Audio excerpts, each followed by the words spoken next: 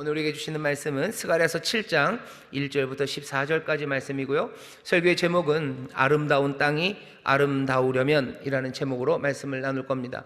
우리가 스가랴의 8개의 환상을 계속해서 봤었고요. 환상 앞에 돌아오라는 말씀 우리가 들었었고, 또 환상 뒤에 있었던 말씀, 순이라 하는 자가 온다, 이제 왕이 오신다, 왕이 오셔서 그 일을 하신다는 소망의 이야기를 들었습니다. 천국이 가까웠어요. 그러니 회개해야 되죠. 회개하라, 천국이 가까웠느니라 꿈을 우리에게 주셨던 스가랴의 말씀을 쭉 함께 읽었었습니다. 이제 스가랴는 안녕인 줄 알았는데 아니에요. 작년에 갔던 각설이도 오고요, 스가랴도 그냥 부활절 넘어서 다시 우리에게 이 말씀을 주십니다. 오늘 이 말씀을 주시는 이유는 다른 것 아닙니다. 오늘 이 질문, 베델 사람들이 예루살렘에 있는 제사장들과 그리고 선지자들에게 물었던 질문이 우리의 질문이기 때문입니다. 이제 부활의 주님 오셨고, 우리는 이제 옛사람이 아니고 새사람이고, 우리는 이제 성전으로 지어져 가고 예수의 사람 되었으니 우리는 이제 금식하고 울어야 되는 일은 끝난 겁니까? 라는 질문입니다. 부활의 주님 그리고 은혜 안에서 성전으로 지어가자는 그럼 우리는 어떻게 예배하고 어떻게 살아야 됩니까? 라는 질문이 오늘 베델 사람들이 제사장들과 그리고 선지자들에게 묻는 질문과 같은 질문입니다. 그러니 우리의 질문에 오늘 본문 말씀이 대답을 해주시고요, 오늘뿐만 아니라 8장까지 쭉 이어져서 여호와의 대답이 나옵니다. 오늘은 이 질문 그리고 이 대답에 귀를 기울일 겁니다. 베델 사람들이 묻습니다. 묻는 질문은 아주 간단해요. 우리가 여러 해 동안에 행한 대로 5월간에 울며 재개하리까? 오랫동안 5월 달에 울었어요. 오랫동안 5월 달에 재개했습니다. 울고 재개했다는 건요, 재개한다는 건 조심한다는 거예요. 스스로 삼가고 구별하고 근신한다는 겁니다. 울고 조심하는 것. 오늘 7장 말씀을 읽다 보면요, 5절에 그것이 무엇인지 압니다. 5월과 7월에 금식하며 기도하죠. 베델 사람들만 그런 건 아닙니다. 아마 그 팔레스타인, 이제는 망한 땅이요, 황무해진 땅, 몽땅 다 포로로 잡혀가서 이제 늑대 살고 짐승들 사는 땅, 그래서 사람들이 거하지 않는 황무하게 된 땅에도 여전히 사람들이 남아서 살고들 있습니다. 그 사람들은 5월마다 금식하며 기도했어요. 아마도 예루살렘 그 성전터에 가서 기도했을 겁니다. 7월에 기도했어요. 5절에 보면 그렇죠. 나중에 8장 19절에 가면 4월에도 갑니다. 그리고 10월에도 갑니다. 10월에 울어요. 4월에 울어요. 그리고 5월에 웁니다. 그리고 7월에 웁니다. 1년이 12달인데 그 중에서 4달이 우는 달이 있어요. 금식하고 애통하며 기도합니다. 오랫동안 그랬어요. 5절에 보면 그게 얼마큼입니까? 70년 동안 그랬습니다. 70년이면 이스라엘 그 예루살렘이 멸망하고서요 70년의 시간이 지난 겁니다. 그런데 왜 하필 5월입니까? 5월에 이 사람들이 우는 이유는요, 5월에 예루살렘 성전이 완전히 무너졌기 때문에 그렇습니다. 바벨론의 느부사라단이요 와서 예루살렘 성벽도 다 무너뜨리고 예루살렘에 있는 하나님의 성전 불태우고 완전히 박살낸 게 5월입니다. 그러니까 이 사람들은 5월을 기억해요. 5월은 성전이 무너진 날이에요. 그러니 무너진 달이에요. 그러니 5월에 애통합니다. 아마 무너진 성벽터, 무너진 성전터, 거기에 가서 어쩌면 죄를 뒤집어 쓰고 하나님 앞에 삼배옷을 입고 울며 통곡하며 금식하며 기도했을 겁니다. 한 달 내내 금식하지는 않았을 거예요. 그랬다간 좀 너무 힘들죠. 하지만 5월이 되면 그 일을 합니다. 5절에는 7월에도 그 일을 한대요. 7월에는 왜요? 7월에는 아마도 그 사건 때문일 겁니다. 시드기야 왕이 잡혀가요. 이젠 왕이 없습니다. 바벨론이 예루살렘에 총독을 보내요. 그달랴라는 총독을 세워서 바벨론의 통치를 그달랴를 통해서 하려고 합니다. 그달랴는 예레미야에게 굉장히 우호적이었어요. 그러니 사람들이 그 총독이 꼴보기가 싫은 거죠. 그래서 감히 바벨론이 세운 총독을 암살이죠. 죽여버립니다.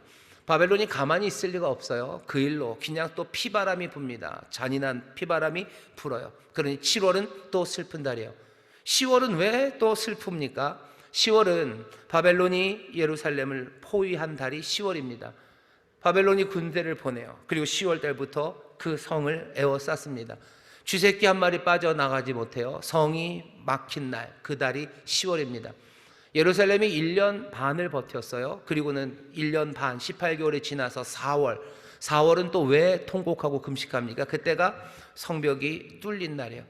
예루살렘 성벽이 뚫리고 그때부터 바벨론 군사들이 성벽 안으로 들어옵니다. 살육이에요. 엄청난 살육입니다. 선지서들을 보고 역사서를 보면 바벨론 군사들이 사람들을 곱게 죽이지 않죠. 꼭 죽여야만 되는 건 아니었겠지만 죽입니다. 장난처럼 죽여요. 아이들을 막 돌에다 패대기 치면서 죽여요. 온갖 방식으로 어마어마한 살육이 4월서부터 시작됐습니다. 그러니 4월은 울어야 되는 달이에요. 5월 아까 말씀드린 것처럼 성전이 몽땅 다 불태워졌어요. 웁니다. 베델 사람들이 묻는 거예요. 우리가 오랫동안 70년 동안 여기 이 땅에 있으면서 우리는 울었어요. 5월이 되면 울었어요. 7월이 되면 울었어요. 그때마다 함께 애통하고 울고 재개했었는데 이제 계속해서 이 일을 해야 합니까? 라고 묻습니다. 계속 해야 됩니까? 왜 그래요? 지금 때가 다리오 왕 4년 9월이기 때문입니다. 다리오 왕 4년이에요. 기억나시나요? 이 예루살렘에서 성전이 지어지기 시작한 건, 이제 제대로 지어지기 시작한 건 다리오 왕 2년입니다. 완성된 건 6년이에요. 4년 동안 지을 겁니다. 그러니 2년, 6년 그 사이에 있는 4년은요, 한 중간쯤 됩니다. 상황은 이런 거겠죠. 예루살렘의 성전이 이제 지어져 가고 있어요. 지어져 갑니다. 처음이 어렵지. 짓기 시작하면 막 일사천리로 짓죠. 뒤에 마무리가 6년째 될 거니까 뭐가 지어놓고 그 다음에 꾸미는데 시간이 많이 걸립니다. 뭔가 좀 틀이 잡힌 건 아마 2년쯤이면 어느 정도 틀이 잡혔을 거예요. 틀이 잡혀서 이제 성전 비슷한 게 지어져 버렸습니다. 그러니 더 이상 성전이 무너졌다고 말하기는 어려워요. 5월에 우리는 성전이 무너졌기 때문에 울었어요. 성전의 황폐한 터, 황무지가 된 성전터에 가서 울었었는데 이제는 그럴 필요가 없을 것 같아요. 왜? 성전이 완전히 완성된 건 아니지만 지어져 가고 있고 이제 그것이 보이기 때문입니다. 이제 뭐가 좀 달라져야 되는 것 아닙니까? 애통할 일이 없는 것 아닙니까? 이제 더 이상 성전이 황무지가 아니니 우리는 이제 울 필요가 없겠죠. 그런 건가요? 라고 묻습니다. 다리오 왕 4년이라는 건 성전이 중간쯤 지어졌기 때문에이기도 하지만요, 베델 사람들이 이렇게 물어볼 수 있었던 이유 하나는, 그 밑에 깔려 있는 이유는요, 다리오 왕 4년은 기원전 518년입니다. 기원전 518년, 그리고 예루살렘 성전이 무너진 게 기원전 587년. 그러니 시간이 얼만큼이 지난 거예요? 70년째입니다. 이제 70년이 됐어요. 예레미야가 예언을 하면서 이스라엘 유다 백성들에게, 예루살렘 거민들에게 줬던 숫자가 70입니다. 여호와께서 70년 후에 너희들을 다시 오게 하실 거다. 너희들 포로의 시간은 70년이다. 그렇게 전했어요.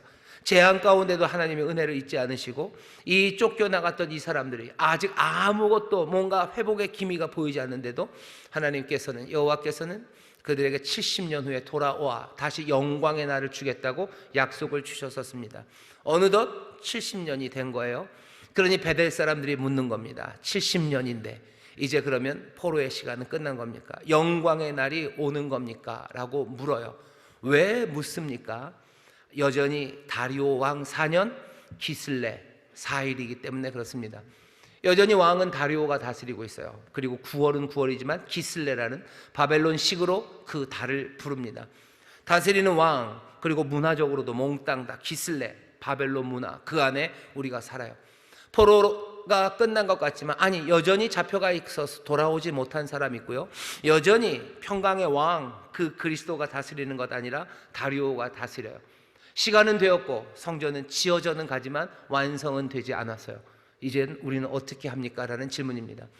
우리도 그리스도께서 십자가에서 죽으시고 부활하심으로 모든 사망의 권세를 깨뜨리셨음을 우리는 분명히 믿습니다. 하지만 여전히 이 땅에는 우리가 이제는 안 울어도 될 만큼 영광으로 가득한 땅은 아니에요.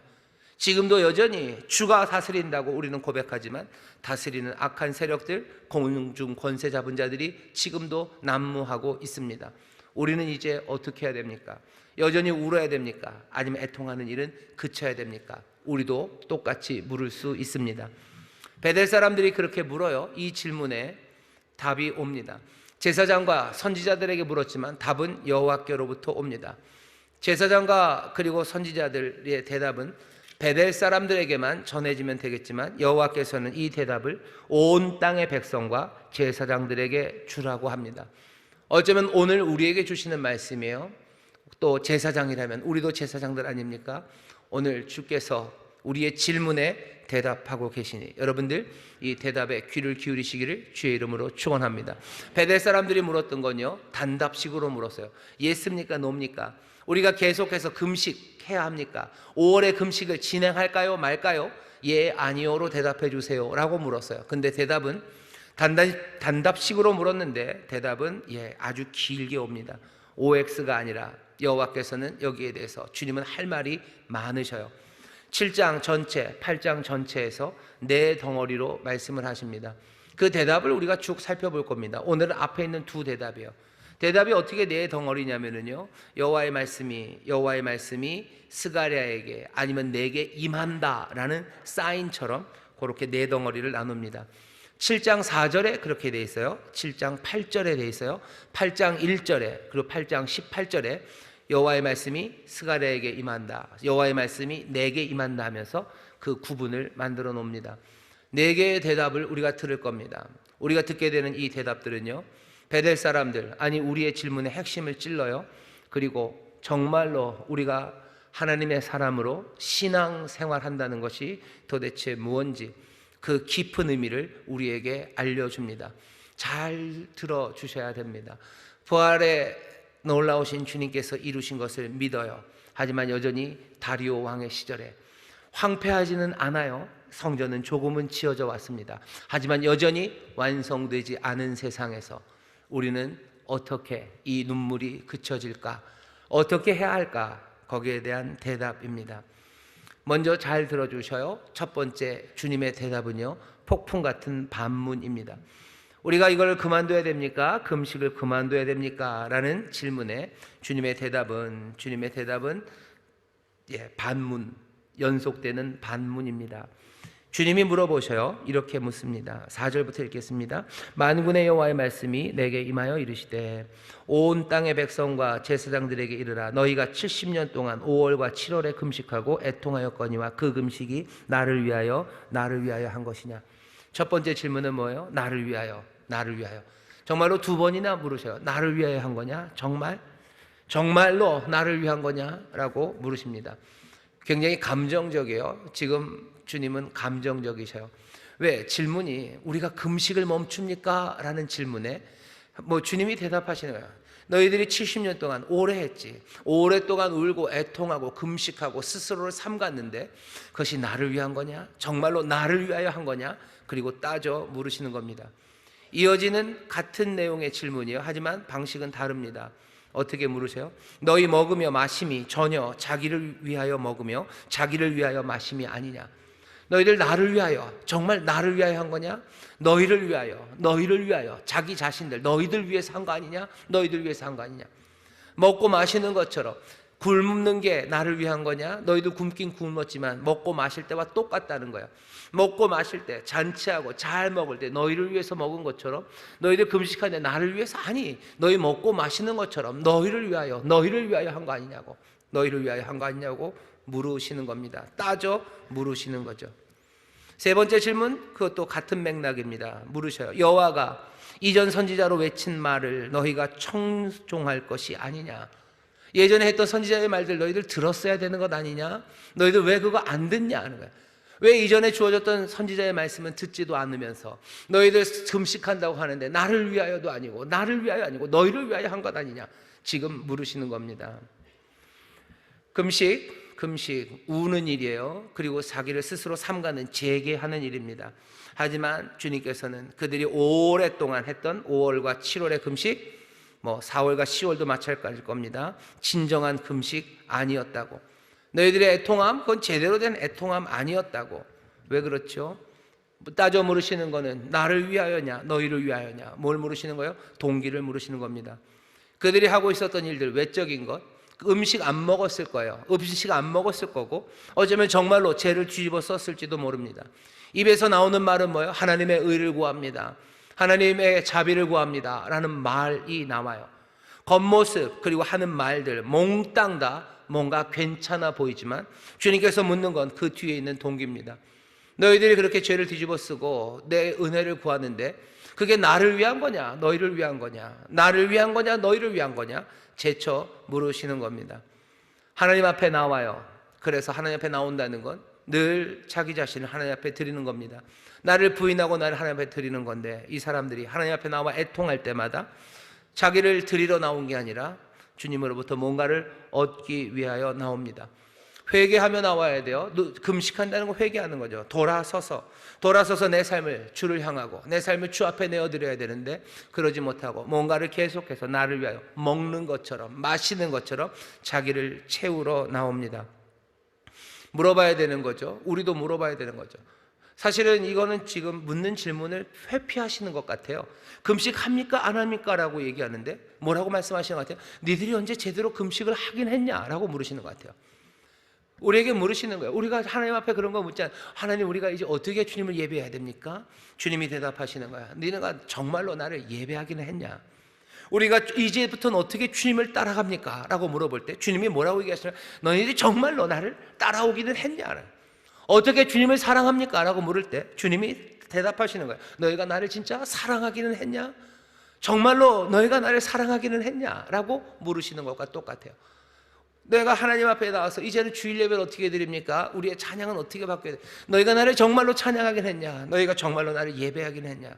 너희들의 외적인 모습들, 입에서 나오는 말들, 그것들 말고 그 뒤에 있는 동기, 그건 뭐냐? 나를 위하여냐? 아니면 너희를 위하여냐? 재쳐 물으시는 겁니다. 우리에게 그 질문을 하셔요. 질문을 하십니다. 그 질문을 마음에 잘 담아두셔요. 어쩌면 우리는 잘못된 동기로 거짓된 금식, 거짓된 회개, 어쩌면 거짓된 예배, 어쩌면 거짓된 사랑을 했는지도 몰라요. 아, 사랑은 다 아름다운 거 아닙니까? 아니요, 여러분도 알고 저도 알아요. 사랑 중에 거짓된 사랑이 얼마나 많습니까? 사랑은 내어주는 거라면서요. 예, 정말로 내어줄 때도 있었겠지만 꽤 많은 사랑들은 자기들을 채우는, 나를 채우려는 일들이에요. 그렇다면 그건 사랑이 아니겠죠. 그것에 구태여 사랑이라는 이름을 여전히 붙이고 싶다면 그건 거짓된 사랑이라고 붙일 겁니다. 금식 이젠 그만해야 됩니까? 라고 묻는 그들의 질문에 주께서는 너희들 금식이 거짓되었다고, 정말로 그것이 금식이었냐? 라고 묻는 겁니다. 그게 정말로 회개였고 그것이 정말로 눈물이었냐? 라고 묻는 겁니다. 그러니 대답해 주셔야 돼요. 진짜 금식은 뭡니까? 8절서부터 주님께서 진짜 금식이 뭔지 얘기를 해 주셔요. 하나님이 바라시는 금식은 뭐겠습니까? 음식을 끊는 것 아니에요. 음식을 끊는 게 아니라 죄를 끊는 것, 그것이 하나님이 바라시는 금식입니다.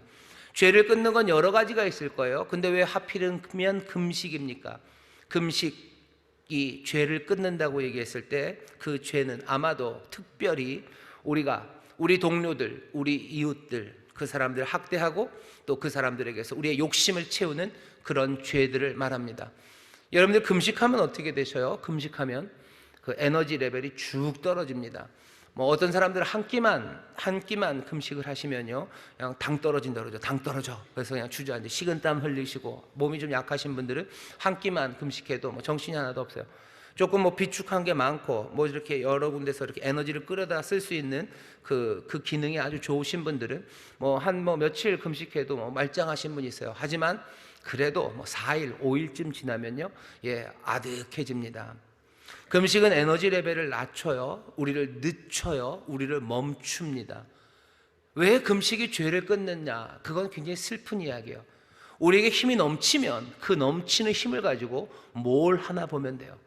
우리는 넘치는 힘을 가지고 선한 일 하고요, 넘치는 힘을 가지고 의를 행하면 얼마나 좋겠습니까마는 우리는 넘치는 힘을 가지고요, 이상한 대로 달려가는 거예요. 뭐 사람들이 그런 얘기하죠. 뭐 기다려. 바람 많이 피는 남편한테 반편 있는 아내가 슬퍼요. 기다려. 나이 들면 다 돌아와. 왜 나이 들면 돌아와요? 철이 들고 갑자기 철학자가 되고 윤리적인 사람이 돼서? 아니요. 힘이 떨어져서 오는 거예요. 무슨 바람을 피러 돌아다닙니까?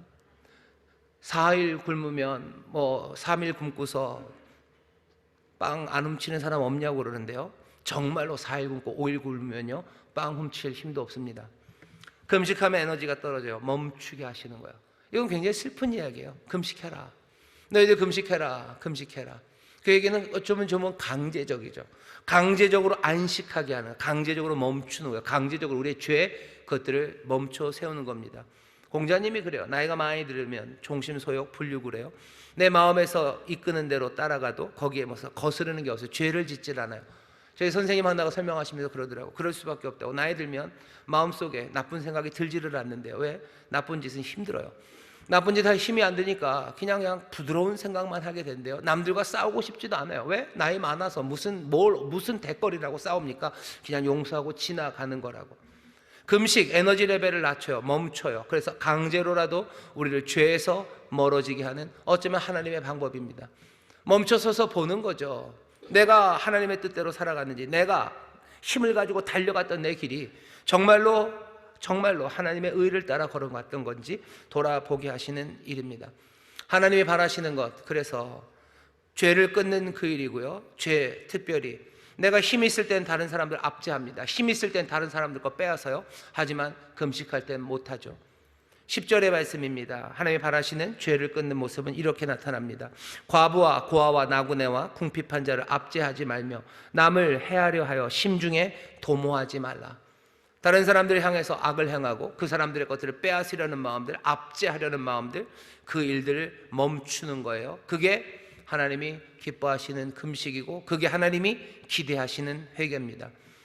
당연히 그것을 반대로 말하면요, 좋게 해야 돼요. 만군의 여호와가 이미 말하여 이르기를 너희는 진실한 재판을 행하며 피차에 인애와 긍휼을 베풀며. 하지 말아야 할 일을 하지 마셔요. 그리고 인애와 긍휼을 베푸셔요. 제대로 판단하고 좋은 일 하셔요. 그게 하나님이 기뻐하시는 금식, 바라시는 금식입니다. 여호와를 위한 금식이라면 그러는 거예요.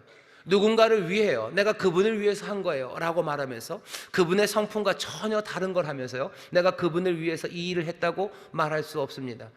그분은 인애와 긍휼이 풍성하신데 내가 야비한 일을 행하면서 내가 그분을 위해서 했다는 것, 그건 말이 되지가 않아요. 금식이 정말로 여호와를 위한 것, 주님을 위한 것이라면 우리의 행동의 변화가 반드시 있어야 됩니다. 우리 주님의 성품, 그리고 우리 주님께서 그 의에 대해서 갖고 계신 그 뜨거운 헌신, 열정, 그것을 드러내는 행동, 그 행동의 변화가 우리 가운데 있어야 돼요.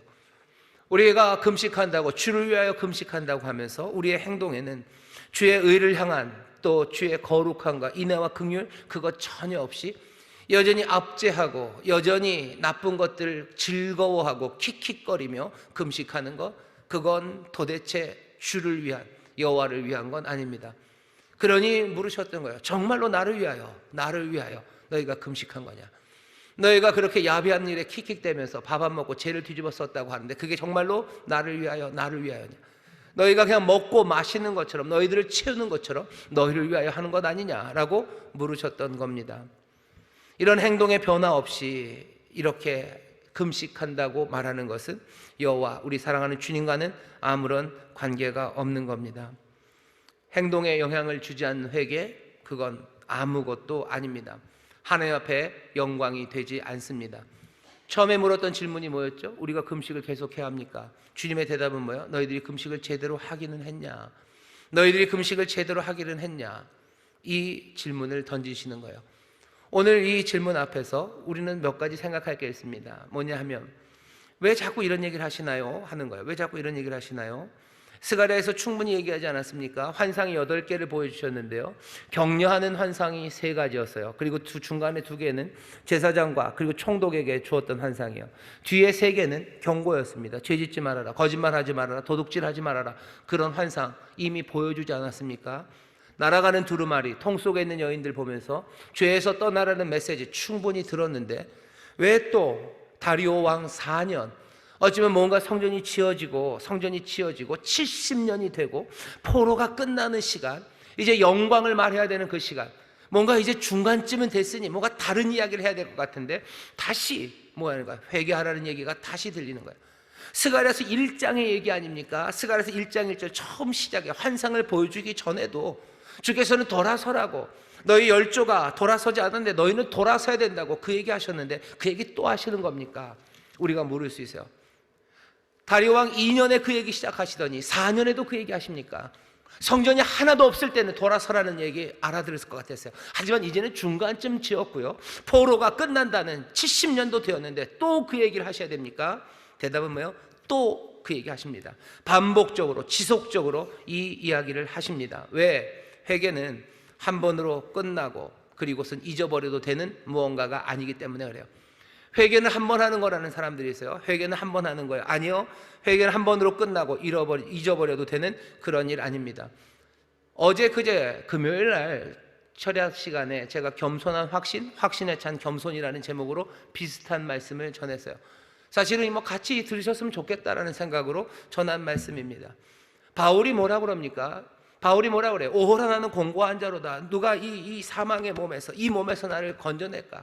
내 이 육신 안에요, 죄의 법이 있어서 나를 자꾸 죄로, 악으로 끌고 간대요. 이거 바울이 하는 이야기예요. 예수님 부활하셔서 사망 권세 다 깨뜨리셨지만 여전히 하는 말은 뭐예요? 에베소서 뭐라면 너희들 여전히 싸운다. 공중의 권세 잡은 자들과 싸운다. 너희들 전신갑주 입어야 된다 라고 계속해서 말씀하시는 거예요. 우리는 싸워야 되죠. 죄 말고 회개해서 돌아와서 의를 따라 하나님의 선하심을 따라 거룩함으로 살아가야 됩니다. 하지만 그 싸움에서 우리가 이기기가 참 어려워요. 아니, 이길 수 없는 싸움입니다. 바울이 얘기하는 거예요. 우리는 이 싸움 못 이긴다. 절대 못 이긴다. 우리 육신 안에 죄의 법이 있는데 이거 어떻게 이기냐는 거예요. 우리의 마음 안에 탐심이 있는데 어떻게 하나님 말씀대로 사냐? 우리 하나님 말씀대로 못 산다요. 여기 있는 것처럼 우리의 마음은, 행동은, 말은 뭔가 죄를 뒤집어 쓰고 우리의 입술은 하나님의 긍휼과 자비를 구한다고, 그렇게 산다고 말하지만 우리의 마음 안에 있는 동기는 주를 위하여가 아니라 여전히 나를 위한 그 탐심과 내 삶의, 내 중심에 내가 가고 싶어하는 교만이 여전히 내 안에 있는데 내가 이 싸움에서 어떻게 이기냐? 이길 수 없는 싸움이에요. 하지만 바울은 뭐라 그러죠? 아니, 이 싸움은 이길 수 없는 싸움만이 아니라 이 싸움은 질 수 없는 싸움이에요. 왜? 예수 그리스도로 말미암아 하나님 앞에 감사할 이유는 예수 그리스도의 죽으심과 부활하심으로 말미암아 우리는 주께서 십자가에 사신 이야기를 들었어요. 다 이루었다고. 세상 모든 죄를 지고 가신 어린 양이 다 이루었다고. 이 땅에 구원과 생명을 가져다 주실 이가 일어나셔서 이제 부활하시고 생명의 주가 되셔서 그리스도가 되셔서 이 모든 구원에 필요한 일들을 다 이루셨다는 그 놀라운 선언, 그 복음을 우리가 들었기 때문이에요. 그러니 칠 수 없어요. 주가 이미 다 이기셨어요. 그러니 칠 수 없습니다. 이미 이긴 싸움을 어떻게 칩니까? 칠 수 없는 싸움. 하지만 어떻게 보면 이길 수 없는 싸움. 그러니 어떻게 하셔야 됩니까?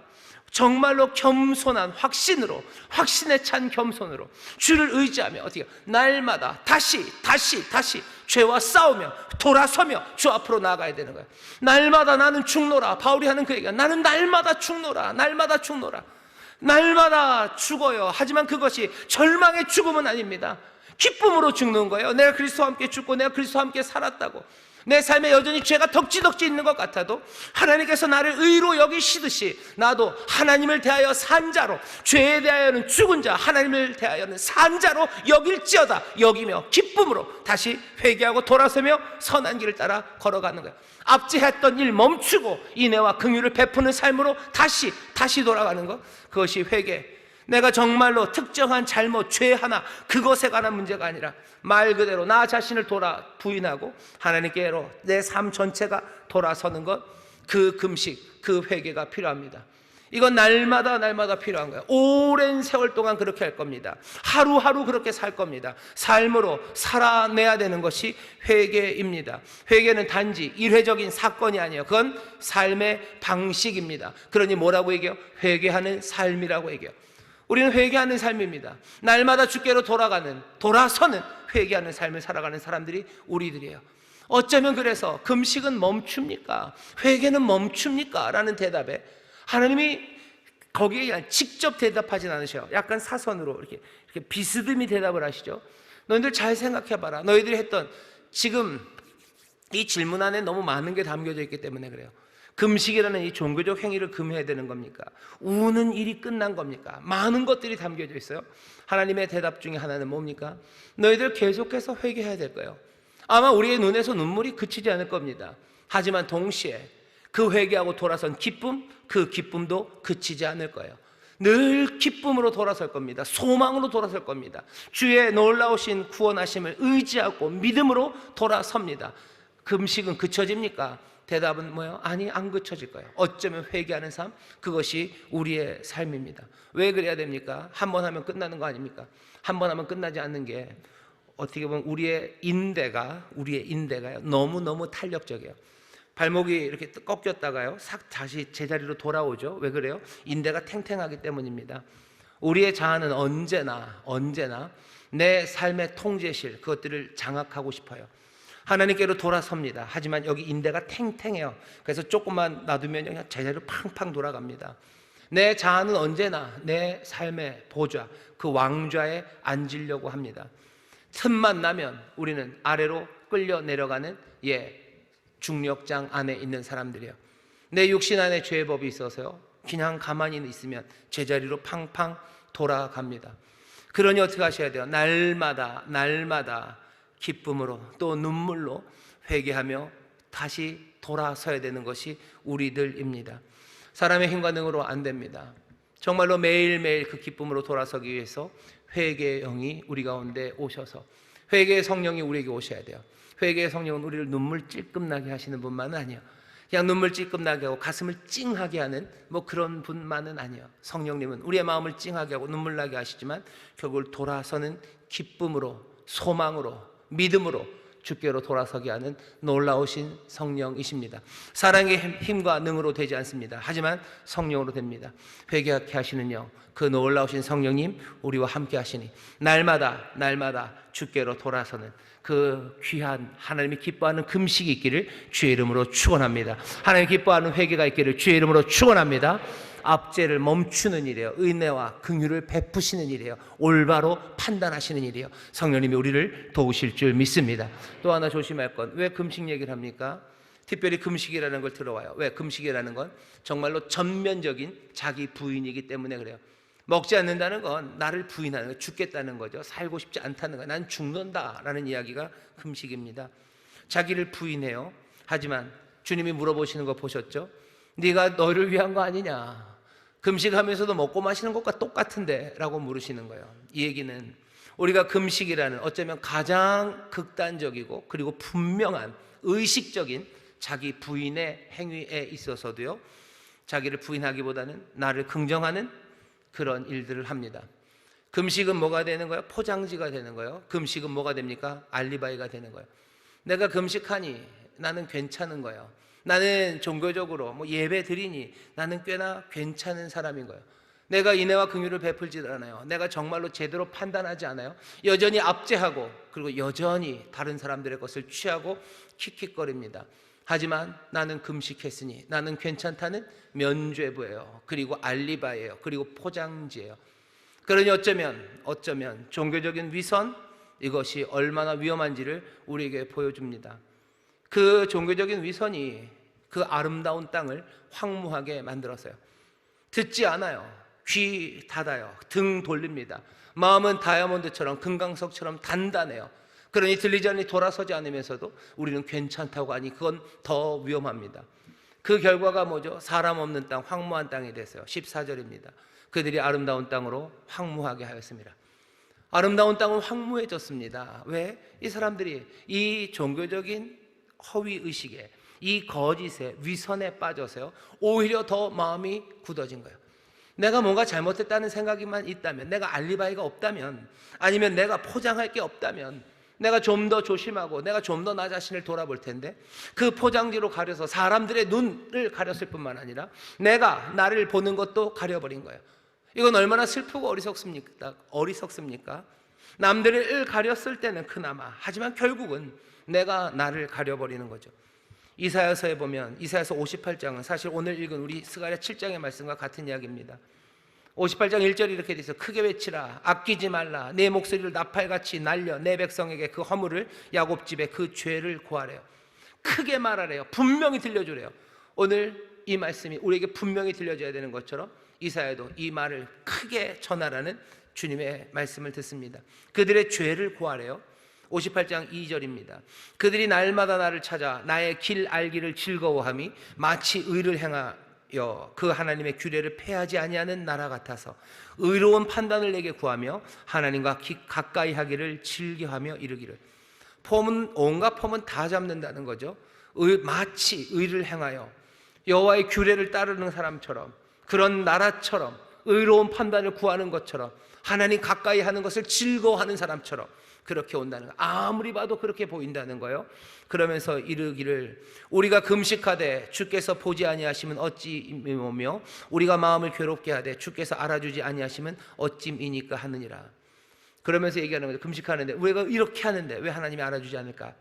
3절입니다. 보라, 너희가 금식하는 날에 오락을 찾아 얻으며 온갖 일을 시키는도다.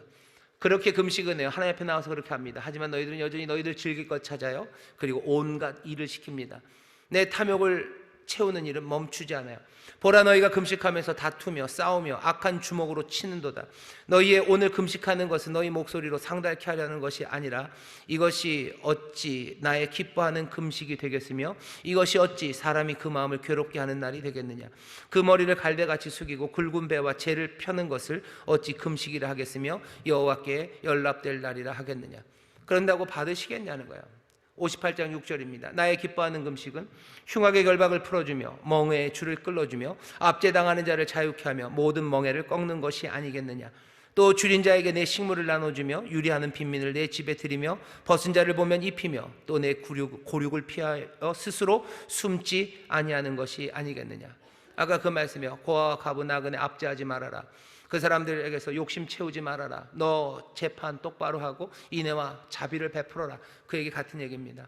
그리하면 8절입니다. 내 빛이 아침같이 비칠 것이고 내 치료가 급속할 것이며 내 의가 내 앞에 행하고 여호와의 영광이 내 뒤에 호위하리니.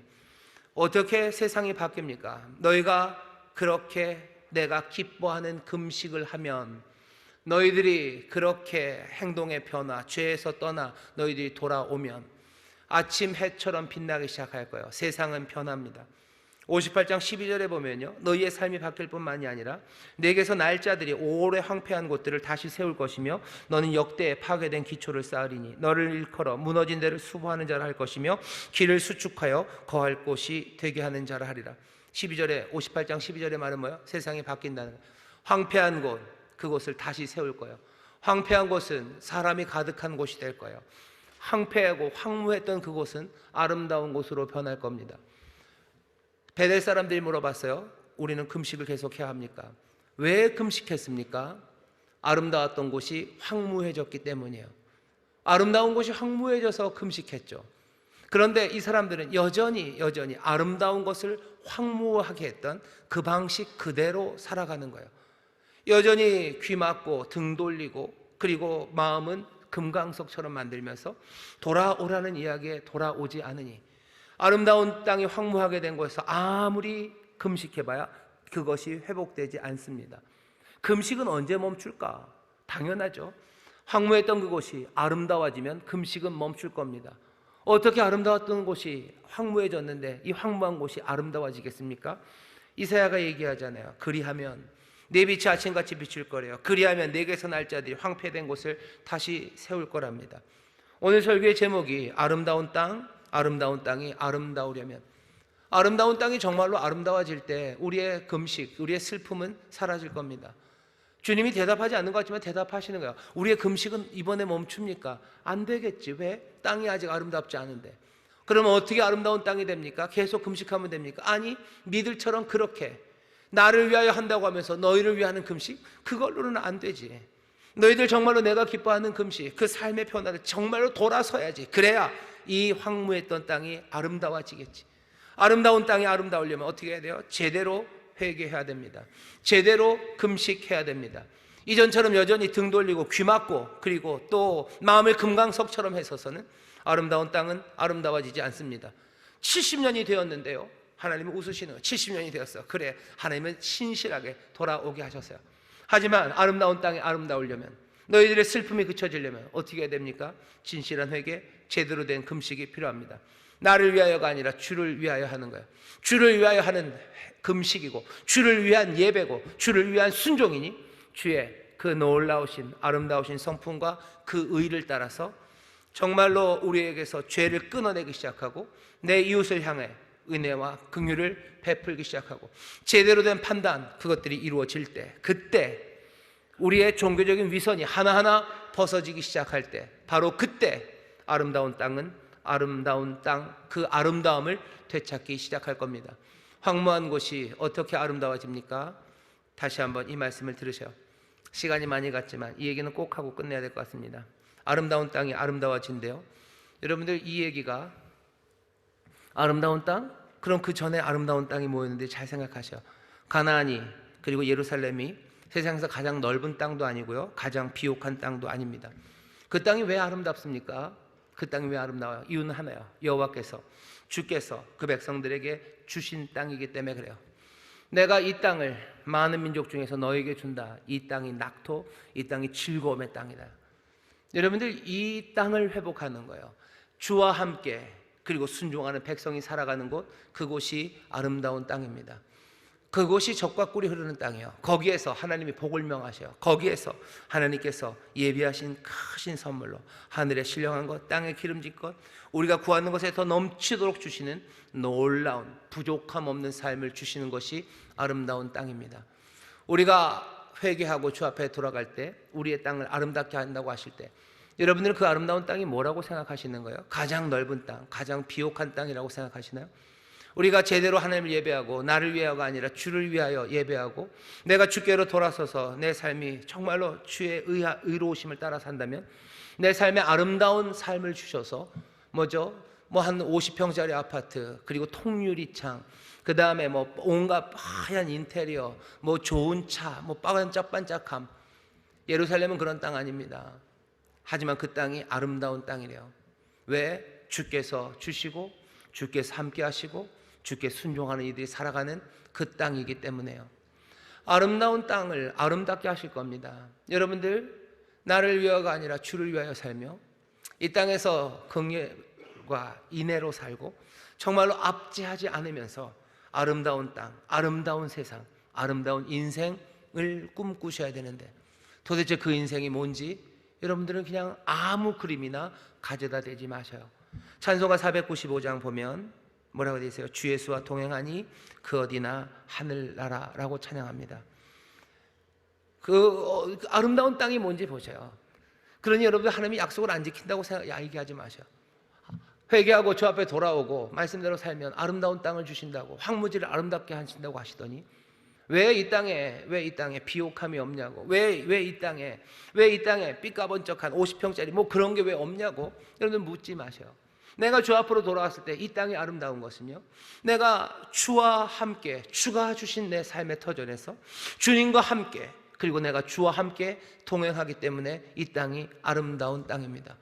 이 기쁨과 이 소망, 이 세상이 줄 수 없는, 이 흔들리는 세상은 꿈도 꿀 수 없는 이 영원한 나라와 이 흔들리지 않는 이 복을, 그리고 우리가 상상할 수 없는 은혜의 이 나라와 이 은혜의 땅을 여러분들 소망하고 사모하기 시작하셔야 됩니다. 주님께서 거짓말하신 적 한 번도 없으셔요. 정말로 황무했던 땅을 아름답게 만드신다 그러셨어요. 사막에 강을 내시고 없는 그 광에 길을 내셔서 뭐 하실 거예요? 주가 우리와 함께 하셔요. 주님이 다스린다고 얘기하셨어요. 주가 주시는 삶의 그 자리가 정말로 주와 함께 동행하며 주께 순종하는 아름다운 땅 되시기를 주의 이름으로 축원합니다. 여러분들의 아름다운 땅이 되도록 날마다 제대로 금식하시고 돌아서셔서 정말로 약속하신 그 풍성함을 누리는, 금식하지 않아야 됩니까? 언제까지 금식합니까? 라는 그 대답에 우리는 날마다 회개하며 참된 기쁨, 참된 아름다움을 나는 누리고 삽니다. 내 삶의 길들을 여러분들 방황하지 마시고, 주가 우리에게 주시는 말씀에 내 삶의 방향들을 하나하나 잡으시고 성령의 도우심 따라 또 순종하며 함께 나가는 우리 모두가 되기를 주의 이름으로 축원합니다. 기도하겠습니다. 하나님, 감사합니다. 말씀 기억하게 하여 주옵시고, 성령님, 정말로 우리의 삶이 아름다운 땅이 되는, 아름다운 약속이 이루어지는 복된 삶 되도록 우리를 인도하여 주옵소서. 감사드리며 예수님 이름으로 기도하옵나이다. 아멘.